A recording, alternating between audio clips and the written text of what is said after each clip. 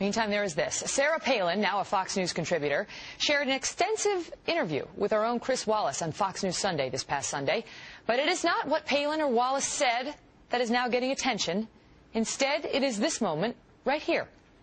Can I get a you betcha out of you? You betcha.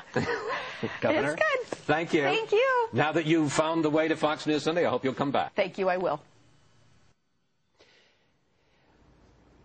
Did you catch that? Chris Wallace looking into the camera. Look at extreme close-up right after the Palin interview. What's that you see? Anything? Well, the folks over at another network certainly saw something.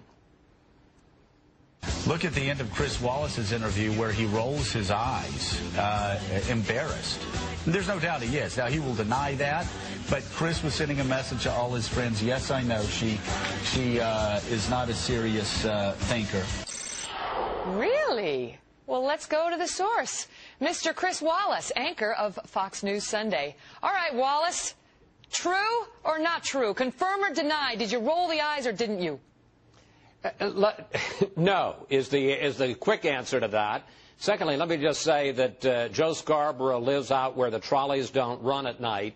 The last time I heard of somebody getting that kind of a secret message, it was Son of Sam hearing from a Labrador retriever that he should go out and shoot people. And I think that Morning Joe definitely needs to switch to decaf. Okay, but it's not, in Joe Scarborough's defense, it's not just Joe.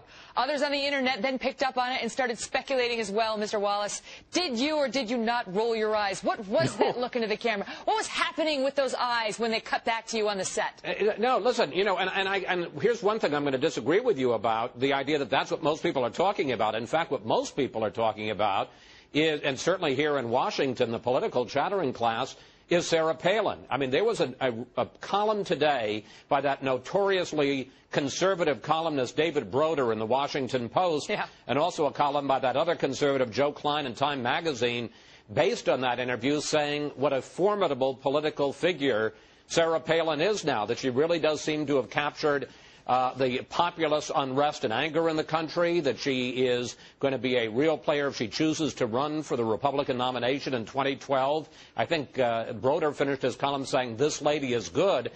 I came away from the interview with nothing but admiration for Sarah Palin. And this idea, you know, it's interesting. People talk about Palin derangement syndrome.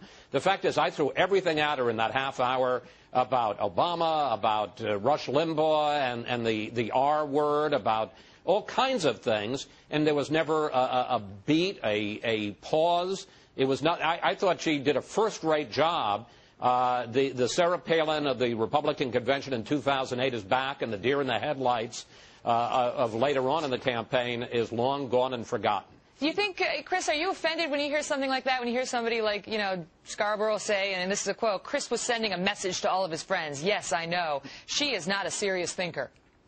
I'm offended that people watch him on MSNBC. Wow. Wow.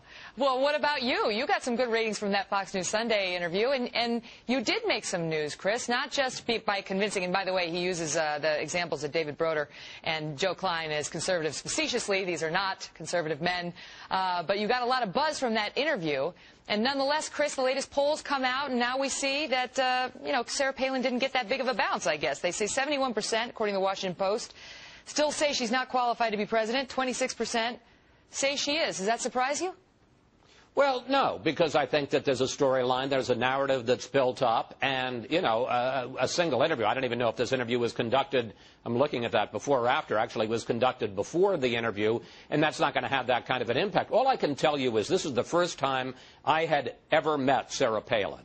And, you know, I wasn't going to go easy on her. It was a Sunday show. We asked her a bunch of questions on a variety of subjects. And as I say, there wasn't a pause. There wasn't a blink. There wasn't a rolling of the eyes. She knew exactly who she was and what she wanted to say. And I think, just speaking as a political observer, when she at the Tea Party conference said, what we need is a commander-in-chief and not a professor of law, that's a very powerful argument. And I think, look, is she ready to be president right now? I don't know, but she's not running for president now. We're talking about 2012.